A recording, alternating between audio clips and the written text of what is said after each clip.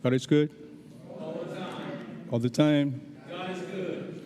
Ok, mis amados hermanos, me alegra mucho que podamos tener la oportunidad nuevamente de reunirnos en esta noche.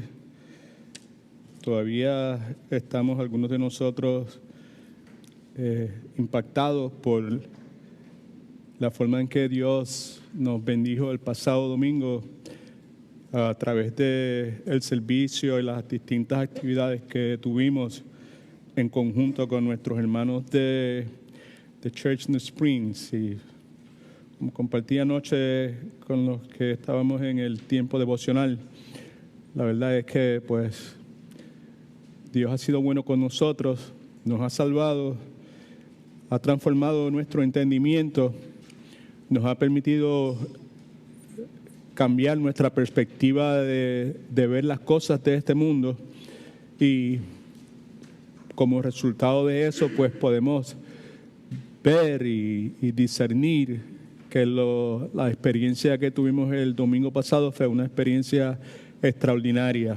Sí, mi esperanza es que cada uno de ustedes haya podido percibir lo que muchos de nosotros percibimos y que puedan alabar a Dios, puedan darle a Dios la gloria que Dios se merece, y que podamos continuar juntos sirviéndole y honrándole en todos sus caminos.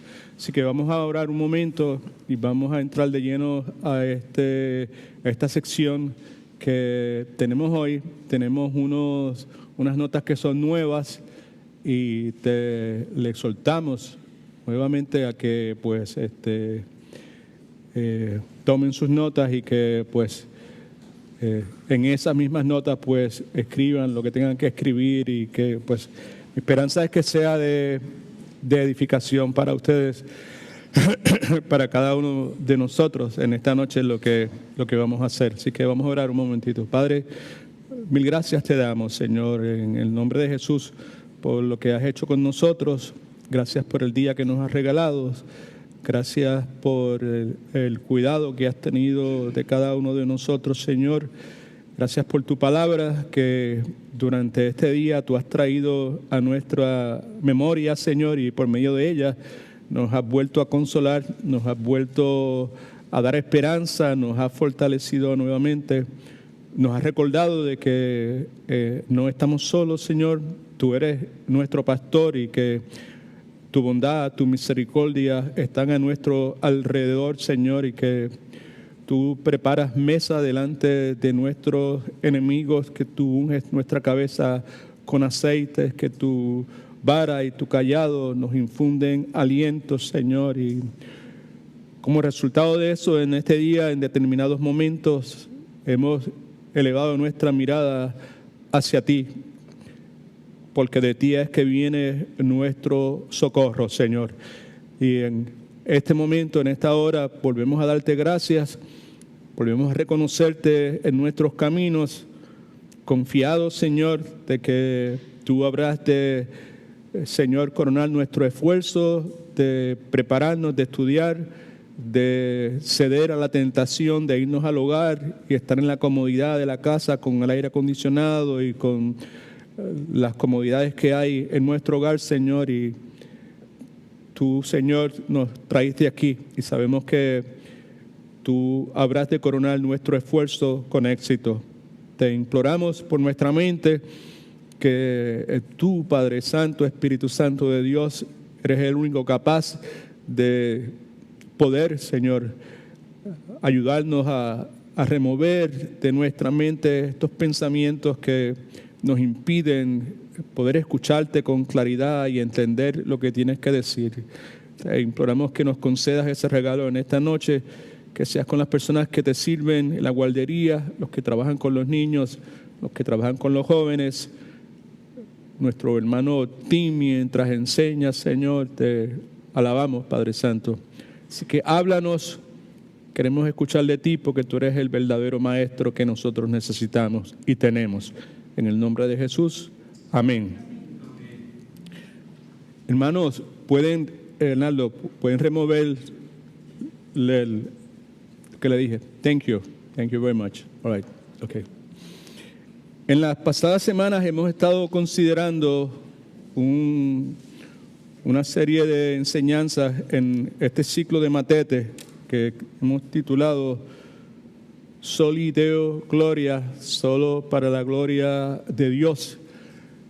El énfasis es en lo que acontece en la cruz del Calvario, en la resurrección de Jesucristo y cómo lo que acontece en la cruz del Calvario, en la resurrección de Jesucristo, como todas las cosas que están a nuestro alrededor, que Dios ha creado y Dios ha dispuesto, deben resultar y resultan, en el caso de lo que acontece en la cruz del Calvario y la resurrección de Cristo, para la gloria de Dios. En la cruz del Calvario, el Hijo es sacrificado, el Padre es satisfecho, y luego de eso el Espíritu Santo es enviado. ¿Right? Y pues resultado de eso es que Dios es glorificado.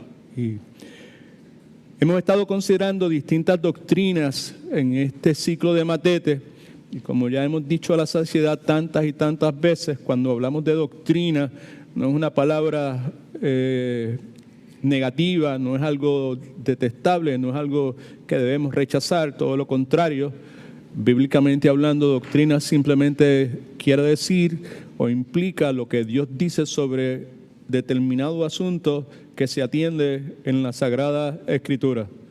Dios tiene que decir sobre los distintos asuntos que tienen que ver con el ser humano, y todo lo que Dios dice sobre ese particular es considerado doctrina y debe ser tomado en consideración y debe ser utilizado como directriz en la vida del creyente de la iglesia para determinar qué es correcto, qué no lo es, y para determinar qué cosas tienen prioridad en nuestra vida, para determinar cómo es que vamos a responder a los distintos asuntos que tenemos que enfrentar, a los distintos desafíos que tenemos que enfrentar. Por lo tanto, el asunto de la doctrina no es un asunto trivial, es sumamente importante, pues porque es lo que Dios dice sobre determinadas cosas. Hablamos la vez pasada acerca de la magnitud de nuestra gran necesidad espiritual, y en ese contexto lo que hicimos fue atender lo que Dios dice sobre la doctrina de la depravación total del ser humano, y en ese contexto establecimos, porque la Escritura eso enseña, Efesios capítulo 2, versículo 1, versículo 5, que nosotros sin Cristo, antes de Cristo, estábamos muertos en nuestros pecados y por lo tanto éramos incapaces de salvarnos, no podíamos hacerlo y tampoco teníamos el deseo de hacerlo. Asunto sumamente importante para cada uno de nosotros, verdaderos seguidores de Cristo, porque en el momento en que podemos entender esa verdad bíblica acerca de la depravación de cada uno de nosotros, primero es que la palabra depravación a muchas personas que entienden el significado de ellos secular, la palabra no le agrada, le dice no, usa esa palabra para otras personas y para ti si quieres, utilízala. Pero establecimos que cuando hablamos de depravación, no estamos hablando de que todo lo que hay en mi vida es malo, o está sucio, o está corrompido, o es apestoso, o es desagradable, sino que la palabra depravación en el contexto bíblico implica es que el pecado ha afectado todos y cada uno de los aspectos de nuestra vida, que no hay un aspecto de nuestra vida que no haya sido afectado por eso, y es importante para nosotros tener eso claro en nuestras mentes, entender esa realidad. La palabra enseña que antes de Cristo nuestras mentes estaban cegadas. Eso es parte de cómo el pecado afecta los distintos aspectos de nuestra vida. Estábamos cegados, ciegos espiritualmente. Físicamente probablemente podíamos ver, pero espiritualmente estábamos ciegos. No podíamos entender las cosas de Dios. Éramos lo que la Escritura llama un hombre o una mujer natural. Y la Escritura dice que para el hombre natural las cosas de Dios son locuras, no las puede entender, no las quiere entender y no las puede entender porque las mismas precisan ser entendidas luego de haber experimentado lo que vamos a hablar en esta noche, que es la regeneración. Se entienden de forma espiritual. Una persona que no haya experimentado la regeneración puede estar metida en la iglesia 24/7, puede haber nacido en una iglesia, pero eso no implica en ninguna forma que va a poder entender los asuntos espirituales, porque para poder entender las cosas espirituales es necesario tener un nacimiento espiritual, como vamos a hablar en esta noche, pero para poder valorizar este asunto de la regeneración, pues era imprescindible que entendiéramos la magnitud de nuestra depravación, cómo el pecado había afectado todos los aspectos de nuestra vida, nuestras emociones, ese es un aspecto de nuestra vida, nuestra percepción es un aspecto de nuestra vida, nuestras emociones antes de Cristo estaban desordenadas, nuestros cuerpos como tal estaban contaminados, la voluntad nuestra estaba totalmente distorsionada, las relaciones, que es un aspecto de la vida de cada ser humano, estaban rotas con otros semejantes y sobre todo, lo más importante, con Dios. Éramos esclavos del pecado, estábamos dominados por Satanás, éramos amantes no de la luz, sino de la oscuridad. La Escritura dice que éramos hijos de ira, estábamos pereciendo, no solamente físicamente, pero también espiritualmente. Ya estábamos condenados por Dios, estábamos perdidos sin Cristo, estábamos separados de Dios, estábamos moralmente deteriorados, pecaminosamente enfermos, en otras palabras, enfermos como resultado del pecado, espiritualmente muertos y estábamos destinados al infierno. Y del infierno hablamos detenidamente y lo describimos como un lugar real, aunque en el día en que vivimos, en la mayor parte de las iglesias que se denominan como evangélicas, el asunto del infierno es un asunto que no se toca, es un asunto que no se le presta la atención que Jesucristo le prestó. Nuevamente, Cristo habló más del infierno que del cielo. Y si Cristo le dio esa importancia al asunto del infierno, quiere decir que para nosotros que somos seguidores de Él, que somos discípulos de Cristo, pues también necesita ser igual de importante o quizás mucho más importante, ¿ok? Así que esas cosas vimos la vez pasada. Ya en más de una ocasión hemos dicho que en cuanto a la salvación, podemos insistir, podemos proclamar, podemos decir con total autoridad de que en la salvación no se trata de pasar de ser una persona mala a ser una persona buena. En la salvación, el asunto trata con la necesidad de pasar de muerte espiritual a vida espiritual. Amén. Importante ese detalle, pues, porque muchas veces en nuestra mejor intención, pues, invitamos a las personas a venir a la iglesia, que no hay nada malo en eso, que es bueno invitar a las personas a ir a la iglesia, pero en realidad pues la invitación precisa ser a Cristo. Amén.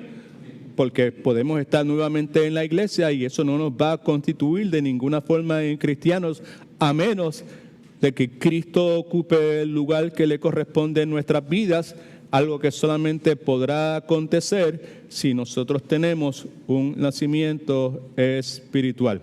Así que cuando se trata de salvación, bíblicamente hablando, se trata de pasar de muerte espiritual a vida espiritual. Y como sabemos, la Escritura enseña que solamente el Espíritu Santo es el que puede hacer eso, y el Espíritu Santo es el único que puede cambiar nuestro corazón. En las notas suyas tenemos un pasaje del Antiguo Testamento que precisamente profetizaba este asunto del nuevo nacimiento y cómo Él mismo iba a ser única y exclusivamente un asunto de Dios. Solamente Dios, el Espíritu Santo, conforme a lo que la Escritura enseña en el Antiguo Testamento, al igual que el Nuevo Testamento, era el único y es el único que puede provocar lo que conocemos como el nuevo nacimiento dentro de lo que se conoce también como la regeneración. En Ezequiel capítulo 36, versículos del 24 al 27, lo tienen en sus notas, por favor, leen en silencio conmigo. Esto es lo que dice, proféticamente hablando de esta venida del Espíritu Santo, de este fenómeno que no acontece en el Antiguo Testamento, acontece en el Nuevo Testamento. Dice entonces, y yo os tomaré, fíjese que la iniciativa es de Dios, comienza con Dios. Amén. Entienda eso, por favor. Estos son los asuntos que son indispensables para nosotros. Esto es de este estudio teológico que estamos haciendo, usted y yo podemos sacar, podemos absorber y aplicar en nuestro diario vivir. Entre otras cosas, como acabo de señalar, el que comienza con Dios. Es que es Dios el que hace lo que hay que hacer. Depende de Él, no depende de nosotros. Nosotros tenemos una parte activa en algunas cosas, pero en unas partes somos inactivos.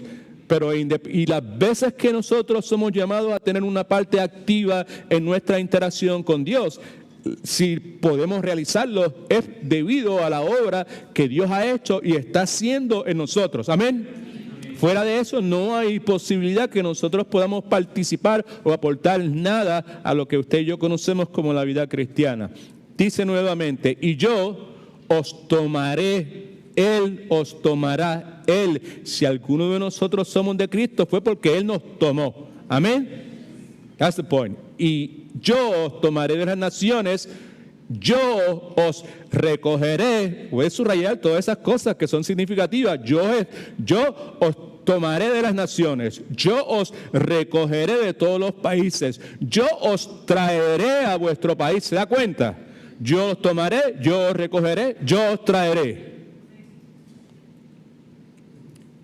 Y continúa en el versículo 25, esparciré sobre vosotros agua limpia y seréis purificados de todas vuestras impurezas. Amén. Esparcir implica que proviene de arriba, right? Esparcir. No es así por el lado, ni de abajo para arriba, es de arriba hacia abajo. Y yo esparciré sobre vosotros agua limpia y seréis purificados de algunas de vuestras impurezas. Subraye todas entonces. Si se dio cuenta, subraye. ¿Quién nos va a purificar? Dios nos va a purificar. Y yo os purificaré. Alabado sea el nombre del Señor. De todas vuestras impurezas y de todos vuestros ídolos, ¿qué haré? Os limpiaré, los limpiaré. Gloria a Dios, aleluya. Cada uno de nosotros quizás ya no tenemos las estatuas de yeso que teníamos o madera en nuestros hogares, pero todavía tenemos toda clase de ídolos a nuestro alrededor. Y muchos de ellos tienen dos piernas y caminan y respiran y comen. Right? Versículo 26. Por favor, note que quién se toma la iniciativa. All right? All right? Y gócese. All right? Dice, y yo os daré un nuevo corazón. Y yo, Dios hablando, pondré un espíritu nuevo dentro de vosotros. Gloria a Dios. No es Dios 50% y yo 50%. No es Dios totalmente. Y yo pondré un espíritu nuevo dentro de vosotros. Y continúa Él tomando la iniciativa. Y quitaré de vosotros el corazón de piedra. Quiere decir que el corazón de piedra que usted y yo teníamos por tanto tiempo, que estaba ciego, que estaba condenado, ¿se acuerda? Depravación total. Ese corazón de piedra, Él lo va a quitar, promete. Yo voy a quitar ese corazón y voy a poner un corazón de carne que implica ese nacimiento espiritual. Versículo 27 que lo hace más claro. pondré, otra vez la iniciativa de Dios, pondré dentro de vosotros mi espíritu.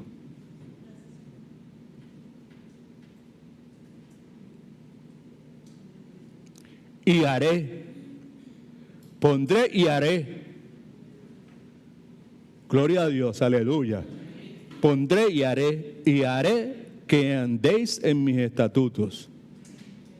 No, las personas que se les paran los pelos de punta cuando alguien habla acerca de la soberanía de Dios, pues no sé, tendrán que arrancarle esa porción bíblica de ahí.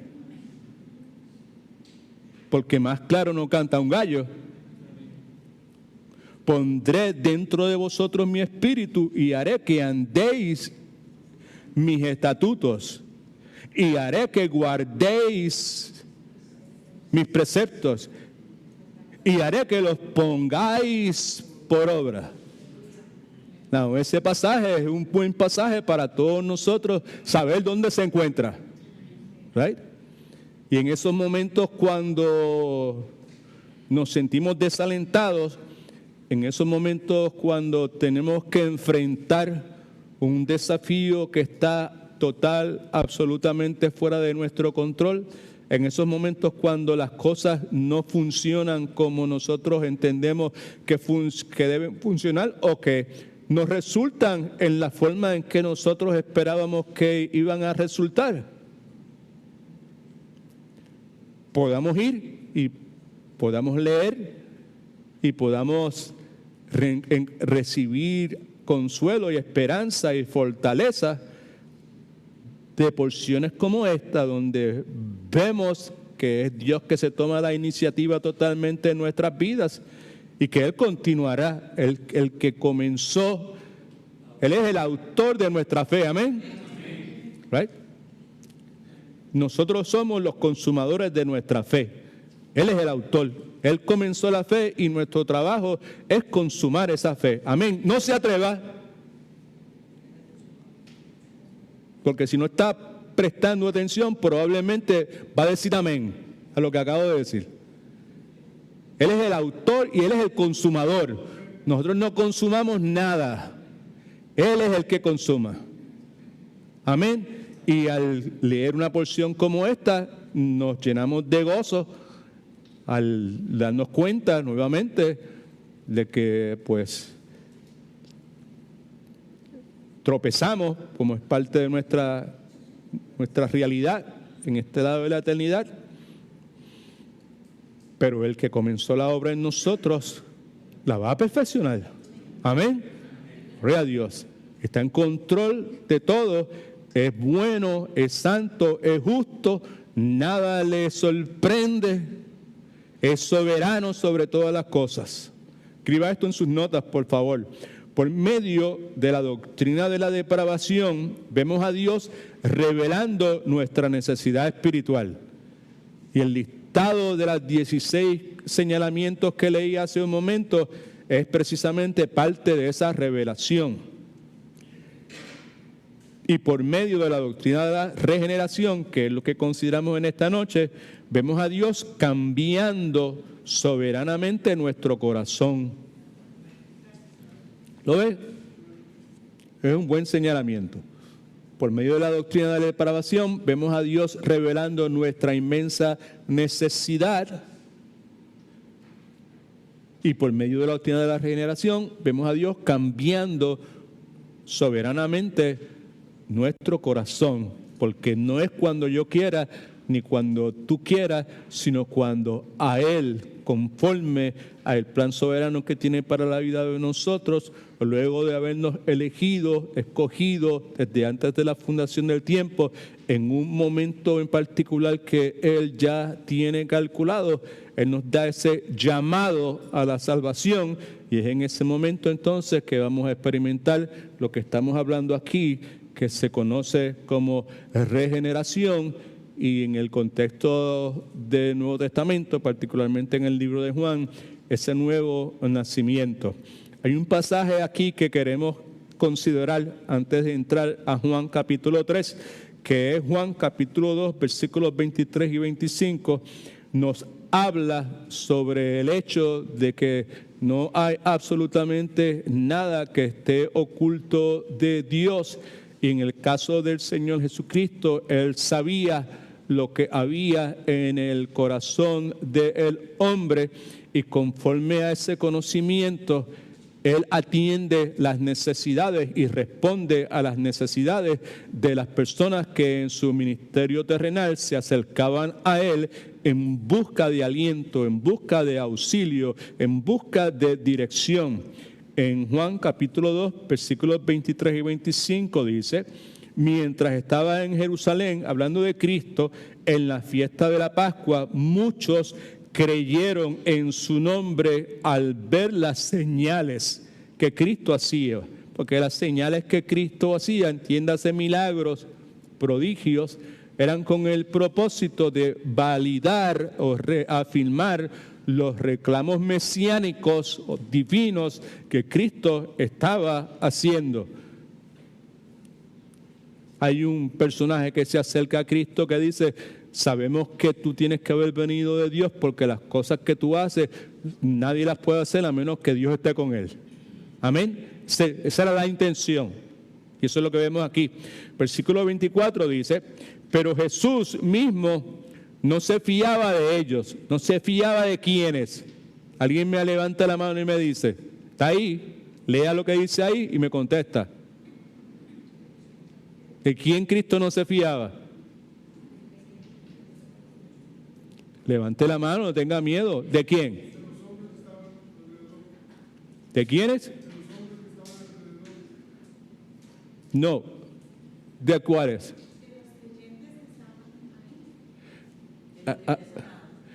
Había unos creyentes. Lea bien lo que dice, ¿sabe? ¿Qué dice antes? ¿Quiénes? Dímelo entonces, ¿quiénes eran? Sí, pero dígamelo completo, por favor. Los que habían creído en Jesús, ¿por qué? Lo que dice la Escritura, no invente.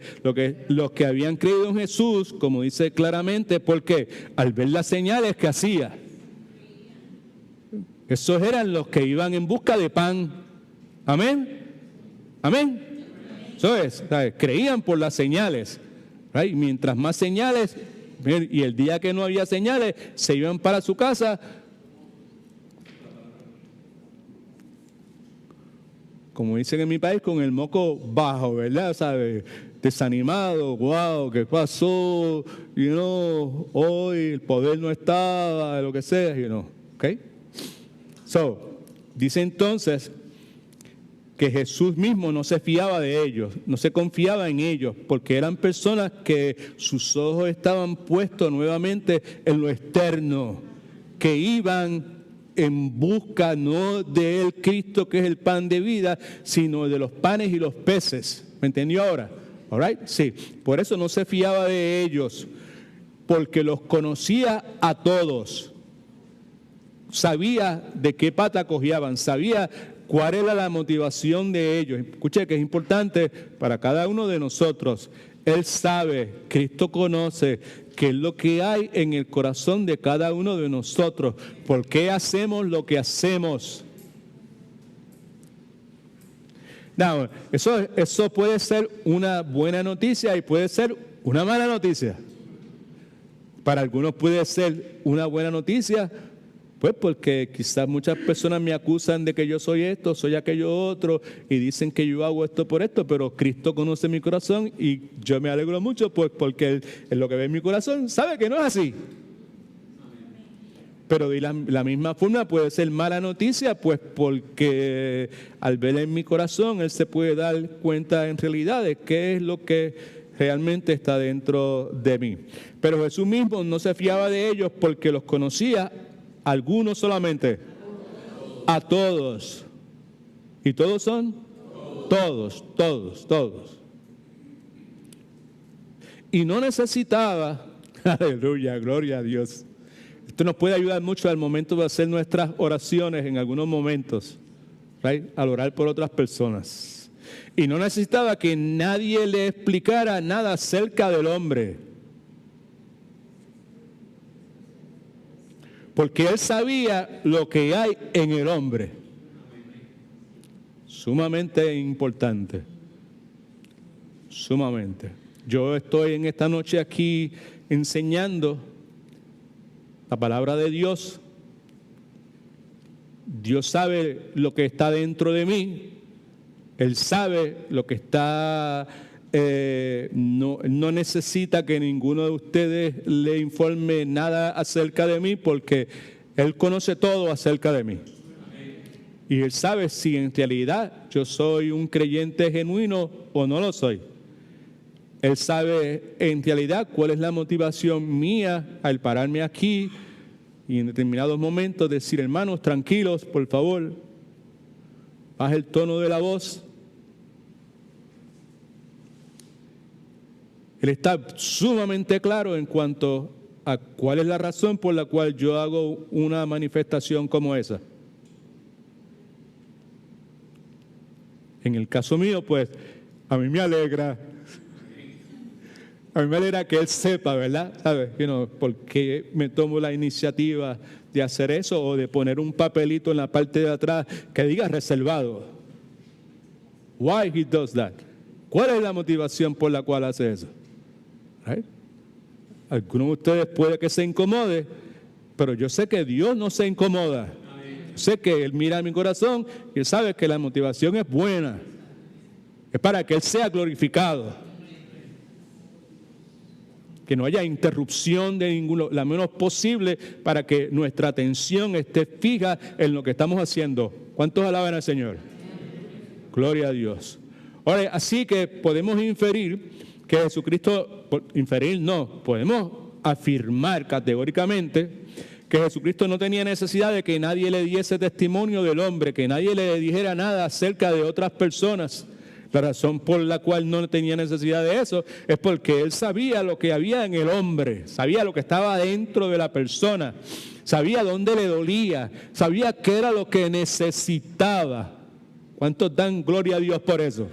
Claro, seguro. Dios sabe, Cristo sabe lo que yo necesito. Quizás yo estoy pidiendo esto y refunfuñando por esto, insistiendo en aquello, cuando en realidad Él sabe qué es lo que yo necesito. Por eso la oración de David en el Salmo 139, que tantas veces hemos repetido y seguiremos repitiendo hasta que el Señor venga o nos lleve, en los versículos 23 y 24, luego de proclamar su omnisciencia, que Él conocía todo, ¿verdad? De Dios. David le pide al Señor que por favor mira dentro de mi corazón, lo profundo de mi corazón, y ve y mira, por favor, si hay un camino que esté distorsionado, camino de pecado, que yo no me dé cuenta, y enséñame el camino de Jesús. Así que Jesucristo no necesitaba que nadie le dijese a Él quién era Nicodemo. Era un hombre sumamente famoso, probablemente la persona más conocida, o quizás, si no la más conocida, de los más conocidos en el pueblo de Israel, en ese entonces, en el tiempo del ministerio terrenal de nuestro Señor y Salvador Jesucristo. Vemos entonces aquí en el pasaje clásico en cuanto al nuevo nacimiento o en cuanto a la regeneración, que es Juan capítulo 3. Leamos entonces lo que dice ahí. Y ahora vamos a leer esto, ¿verdad? Con un entendimiento que quizás previamente no teníamos. Luego de haber considerado un poquitito nada más el capítulo 2, los versículos 23 al 25 que acabamos de considerar hace un momento.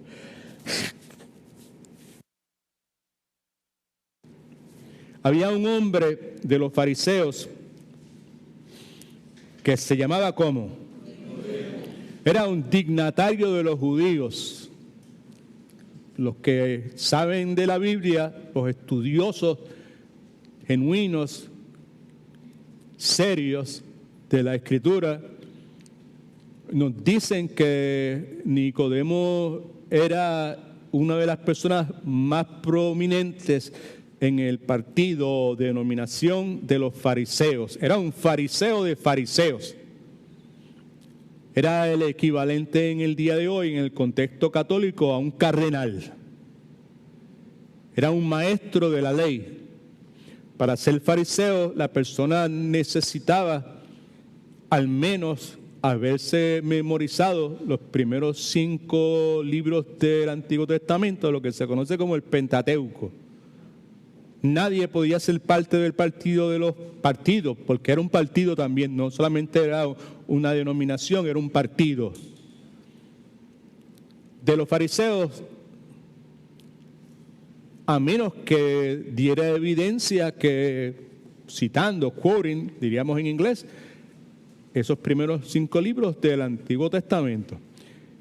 Y el punto que destacamos, que es importantísimo para nosotros en esta noche tener claro, es el hecho de que este hombre no solamente era un fariseo, sino que era un líder máximo, era un maestro de los fariseos. ¿Ok? Esta persona viene a Jesús, versículo 2, nos dice la Escritura de noche. Toda la Escritura es inspirada por Dios y es útil para redarguir, enseñar, corregir. Por alguna razón está escrito ahí que vino de noche. Pudo haber dicho, vino a Jesús. Pero si tomamos en consideración el hecho de que él tenía esa posición tan prominente que tenía, pues podemos entender por qué razón viene de noche.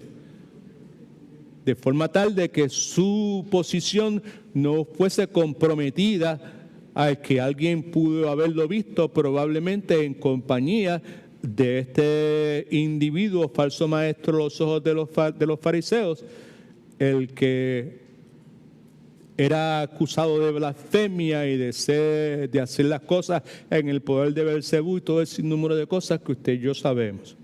Así que viene a Jesús de noche y le dice, rabí, que quiere decir maestro, subraya la próxima palabra. Sabemos, no es en el griego, hemos oído, quién sabe, podría ser, la palabra implica seguridad absoluta, totalidad, sin duda de ninguna clase. Sabemos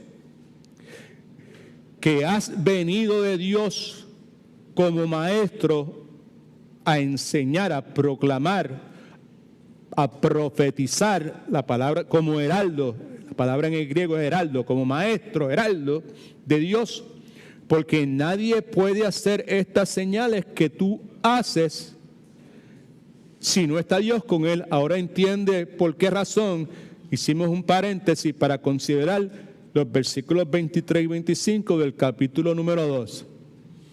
Porque había un montón de personas que creyeron en Cristo al ver las señales que Cristo hacía. Pero Jesús no se fiaba de ellos, no confiaba en ellos. ¿No confiaba en qué? En la profesión de fe que estas personas pudieron haber estado haciendo. La razón por la cual no confiaba en ellos es porque Cristo conocía a todos y no necesitaba que nadie les diera testimonio de lo que estas personas eran en realidad, porque él sabía lo que había dentro de las personas. Nicodemo es un ejemplo vivo de eso. Nicodemo le dice, sabemos que has venido de Dios como maestro porque nadie puede hacer estas señales que tú haces. ¿Se da cuenta? Está haciendo referencia a las mismas cosas que Jesucristo señala, o Juan no señala que había personas que habían creído a Cristo, precisamente por esas señales que Nicodemo está adjudicando a nuestro Señor y Salvador Jesucristo. Mi alma te alaba, Señor, en esta hora. Dice entonces, porque nadie puede hacer estas señales que tú haces si no está Dios con él, porque Dios es el único que tiene el poder, la capacidad, la autoridad soberana para poder hacer las cosas, para poder controlar, para poder cambiar el orden de la naturaleza. Es solamente Dios el único que puede hacer eso. Solamente Dios es el único que puede decirle a una persona que está muerta, levántate.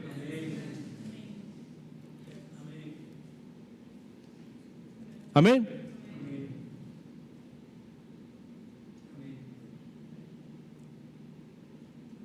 Lázaro, levántate.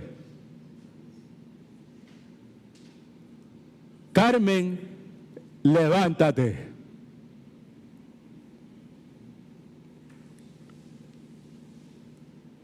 Coral, levántate. Solamente Dios es el único que tiene el poder y la autoridad para decirle a una persona que está muerta que se levante. Gloria a Dios.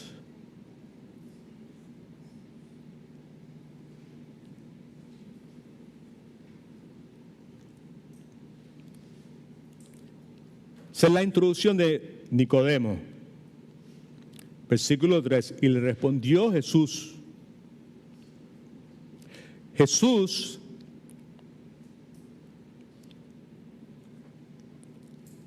el que no necesitaba que nadie le explicara nada acerca del hombre. Jesús, el que sabe lo que hay en el hombre. Jesús no pierde su tiempo diciéndole, me alegro mucho, Nicodemo, que te des cuenta de que a menos que Dios esté conmigo, o que yo venga de parte de Dios, o que Dios sea mi Padre, pues estas cosas se puedan realizar. No, la razón por la cual Jesucristo, acuérdese que cuando la Escritura se escribió, no se escribió con los numeritos. Amén. Fueron epístolas. Todo está en el contexto ahí, ¿verdad? No hay separación.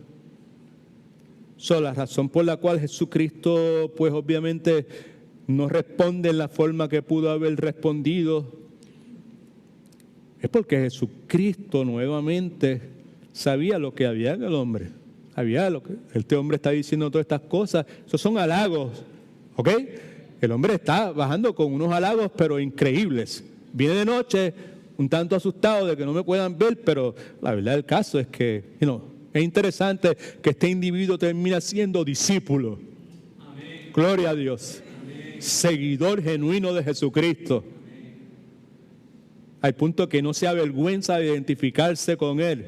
En el momento en que la mayor parte de todo el mundo arrancó a correr de lo que sucede con Cristo en la cruz del Calvario, Nicodemo es de los pocos que dicen, yo soy de Él, yo soy seguidor de Él. Amén. Algo tiene que haber pasado con Nicodemo luego de este encuentro que está experimentando con nuestro Señor y Salvador Jesucristo. Sabemos que ha venido de Dios como maestro porque nadie puede hacer estas señales que tú haces si no está Dios con él. Y le respondió Jesús, versículo 3, de cierto, y sabemos que eso es amén y amén, de verdad, right? Te digo que el que no nace de nuevo no puede ver el reino de Dios. Ahí vemos entonces la necesidad nuevamente de la regeneración. En esa frase, nacer de nuevo. Nicodemo no entiende y le pregunta en el versículo 4, ¿cómo puede un hombre nacer siendo viejo? ¿Puede acaso entrar por segunda vez en el vientre de su madre y nacer? ¿Cómo usted sabe que Nicodemo no entiende? Pues por la respuesta que da. Cristo no está hablando en términos de nacimientos humanos. Cristo está hablando en términos de un nacimiento espiritual. Cristo está hablando de Ezequiel 36, 24 y 27, que es el primer pasaje que usted tiene en sus notas en esta noche. De eso es que Cristo está hablando. De ese fenómeno. Del fenómeno que dice, y esparciré sobre vosotros agua limpia. Viene de arriba, esparciré sobre vosotros agua limpia y seréis purificados de todas vuestras impurezas. Y todos vuestros ídolos os limpiaré y os daré un nuevo corazón, nuevo dice, y pondré un espíritu nuevo dentro de ustedes. De eso es que Jesucristo está hablando. Pero Nicodemo no entiende y le pregunta, ¿cómo puede un hombre nacer siendo viejo? ¿Puede acaso entrar por segunda vez en el vientre de su madre y nacer? Versículo 5. Cristo responde nuevamente, básicamente lo mismo: de cierto te digo, que el que no nace de agua y del Espíritu no puede entrar en el reino de Dios, no puede ver el reino de Dios, no puede entrar en el reino de Dios. Lo que nace de la carne, carne es; lo que nace del Espíritu, Espíritu es. Nace del Espíritu, proviene del Espíritu, es obra del Espíritu, es producido por el Espíritu. El mismo Espíritu que capacitó a Lázaro para levantarse y salir de la tumba. Gloria a Dios. Versículo 7.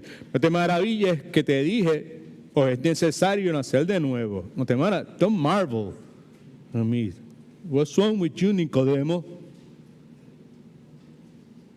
¿Qué pasa contigo, Nicodemo? What's your problem?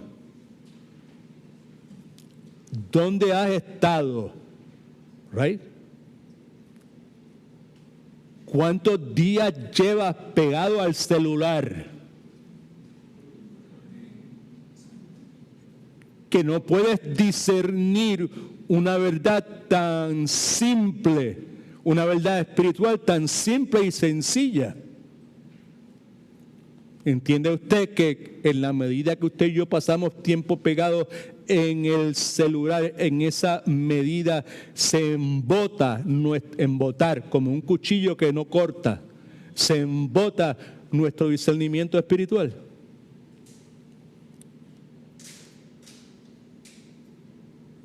No te maravilles que te dije que es necesario nacer de nuevo. El viento sopla de donde quiere y oye su sonido,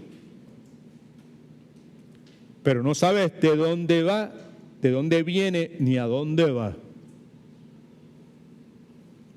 Yo me imagino que ninguno de nosotros tenemos dificultad en poder visualizar lo que Cristo acaba de decir en este versículo número 8. Porque me imagino yo que cada uno de nosotros, viniendo de países tropicales, debía haber dicho: en algún momento tenemos que haber estado en un monte, aún aquí en la ciudad de Orlando. Por lo menos yo en el patio de mi casa, por las mañanas cuando me siento allí en el patio, pues yo puedo experimentar lo que Cristo está hablando. ¿Qué es lo que Cristo está diciendo? El viento sopla de donde quiere, oímos su sonido, pero no sabemos de dónde viene ni a dónde va. Una buena palabra para describir eso es la palabra misterio. Sabemos que está ahí, lo sentimos, no tenemos una idea de dónde viene ni para dónde va. Y Cristo dice: así es todo aquel que nace del Espíritu. Una buena palabra es la palabra misterio.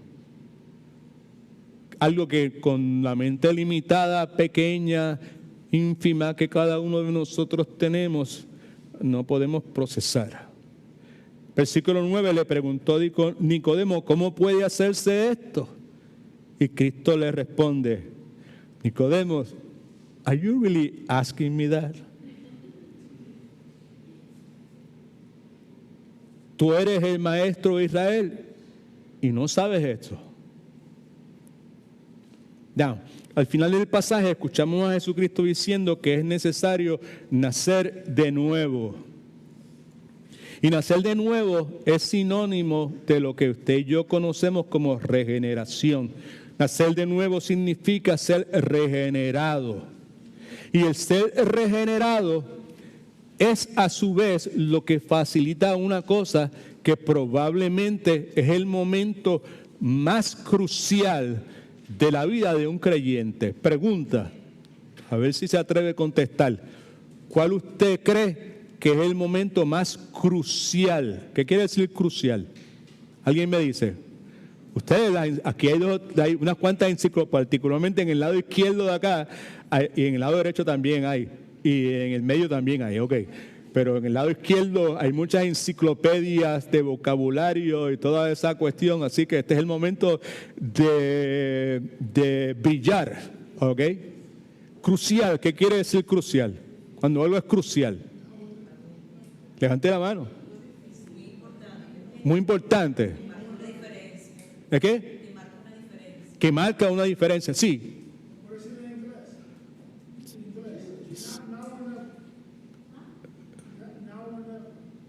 Now or never. Ok, momento crucial. A ver. Determinante. Y la hermana Carmen. ¿Cómo? No. Difícil, crucial, difícil. Es momento en el hebreo sería Kadesh Barnea. Es un momento de decisión, es un momento de donde lo que sucede, como dice, marca el resto de la vida de las personas, algo crucial, algo que permanece, algo que va a impactar el resto de nuestra vida. ¿Okay? Now, el momento crucial para la vida de todos los que son parte de la familia de Cristo, son parte del pueblo de Dios, son parte de la iglesia, son creyentes, son cristianos verdaderos. El momento crucial es el momento de lo que se conoce como la conversión. Ese momento, ese instante en que ocurre esa conversión.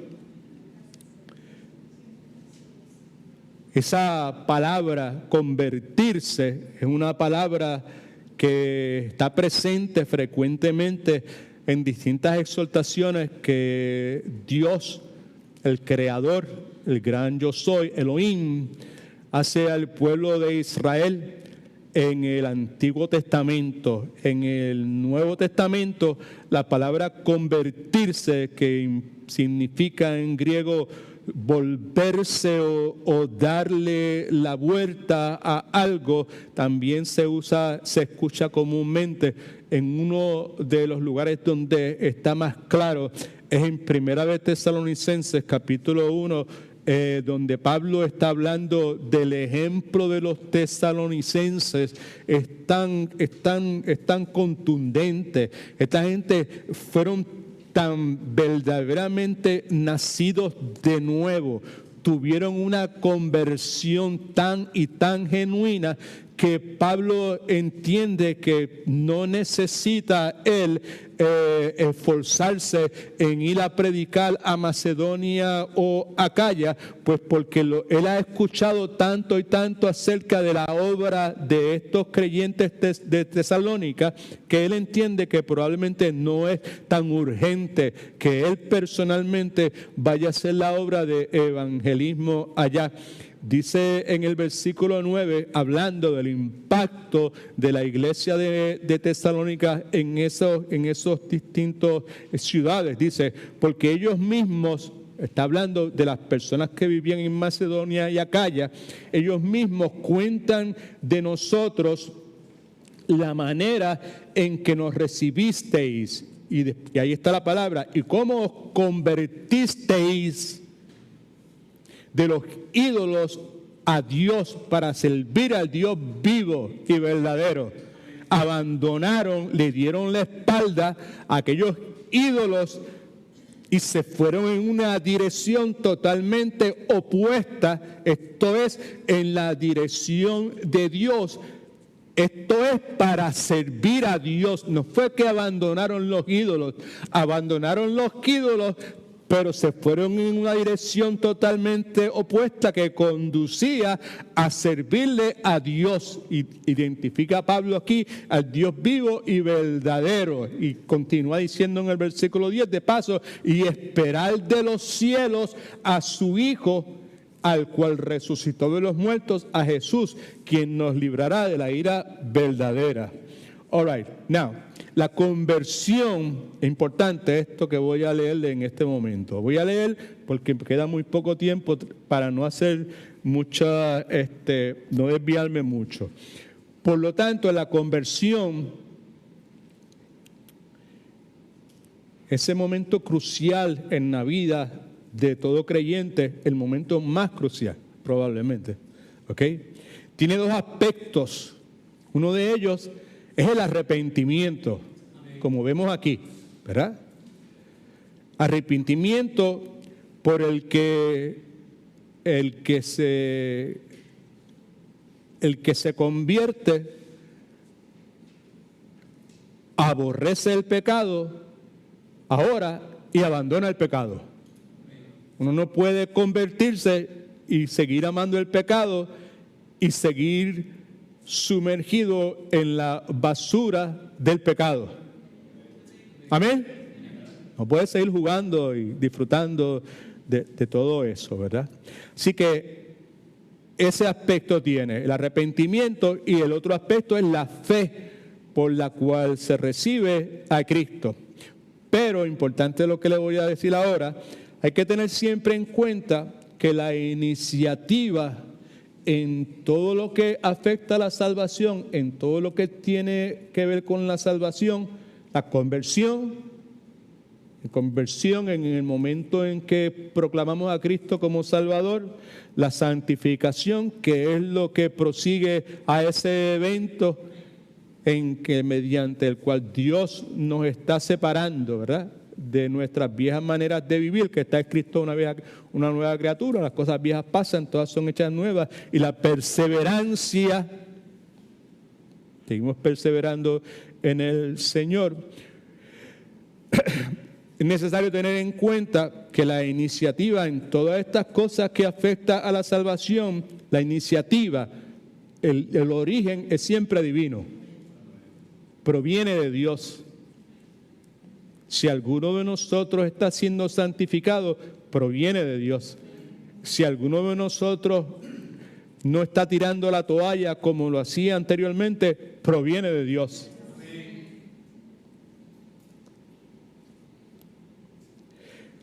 Así que toda iniciativa que en todo lo que afecta a la salvación es siempre divina, y el asunto del arrepentimiento y el asunto de la fe son simplemente evidencia de que el corazón del ser humano ha sido regenerado.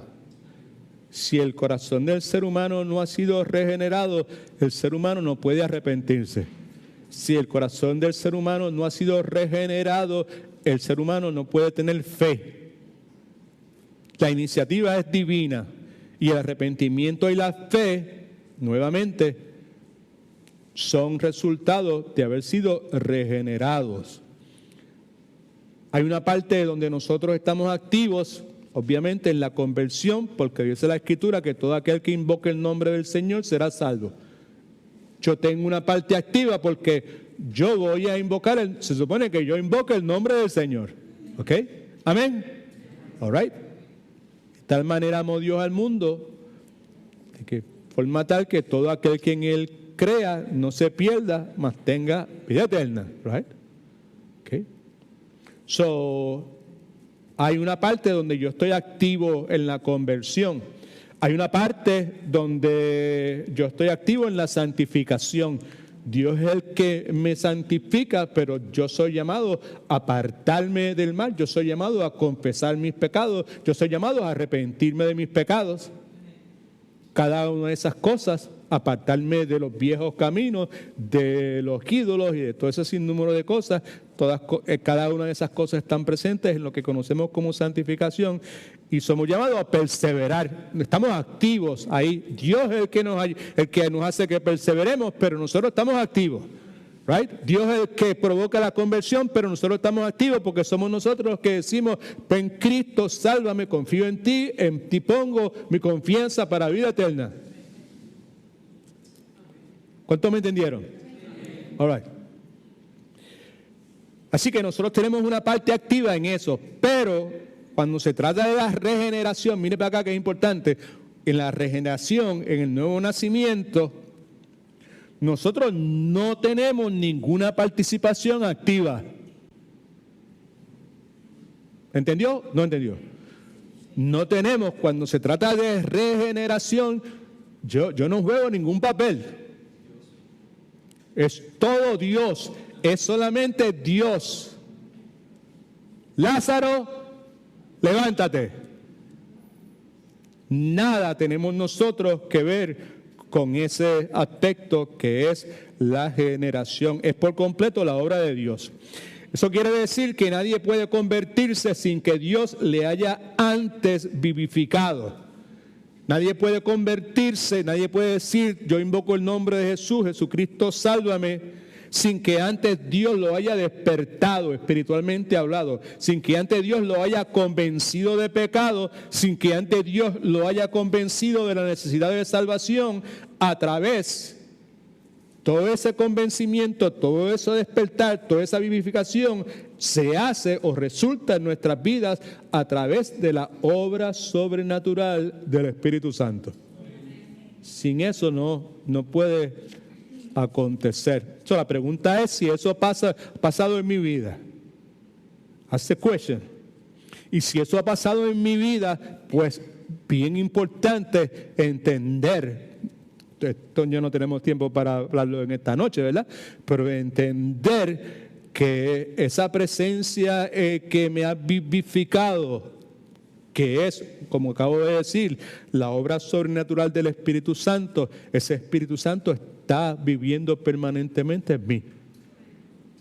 Y eso definitivamente tiene que tener unas repercusiones en mi vida. Eso tiene que mostrarse en una forma en mi vida, en formas que son claramente definidos en la Escritura.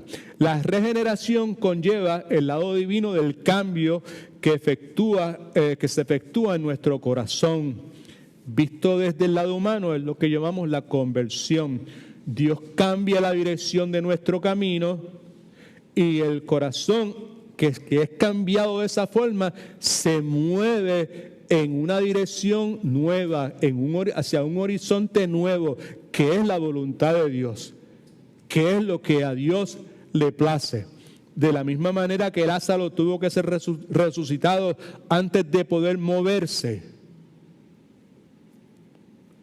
De paso, el llamado de Cristo fue lo que despertó a Lázaro.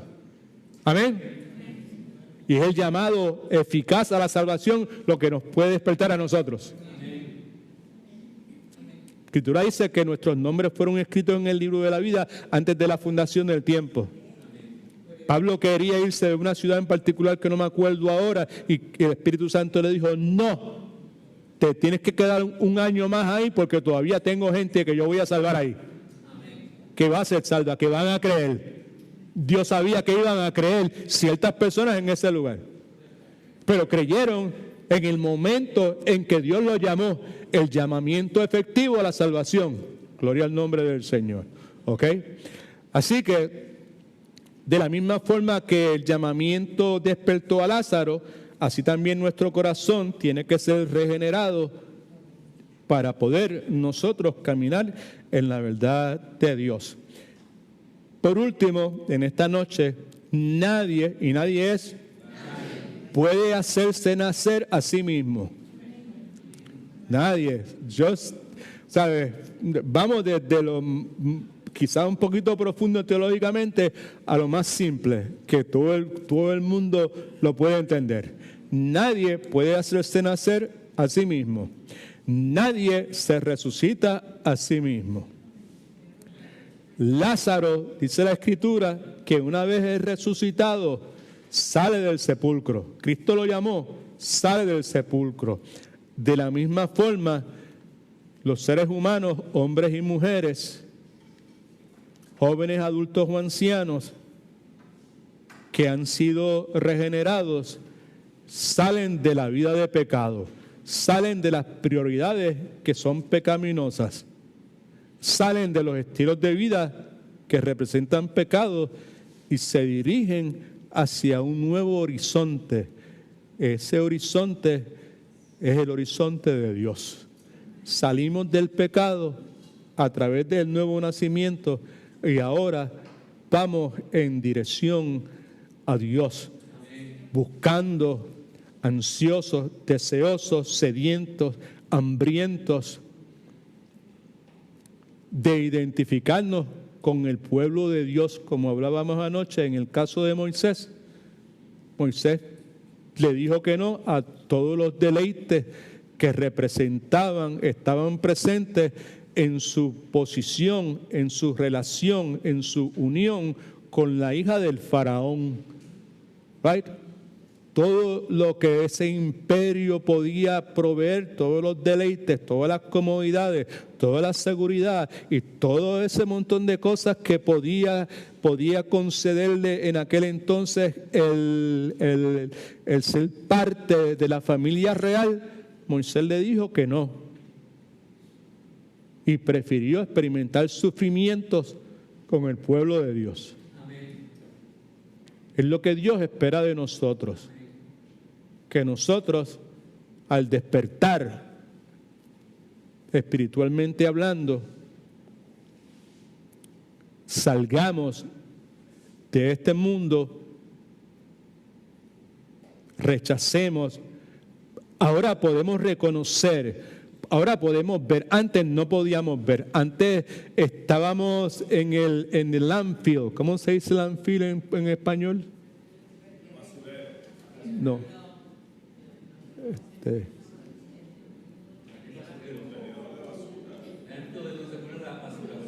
Si tiene un nombre. No.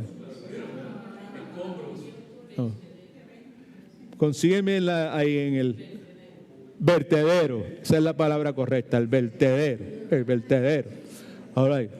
O sea, Moisés, para ese momento, okay, segundito. Moisés pudo reconocer.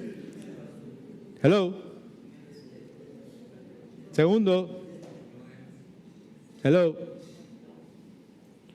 Moisés pudo reconocer que lo que a los ojos de la cultura donde él había crecido eran grandes bendiciones y eran cosas que debían ser perseguidas.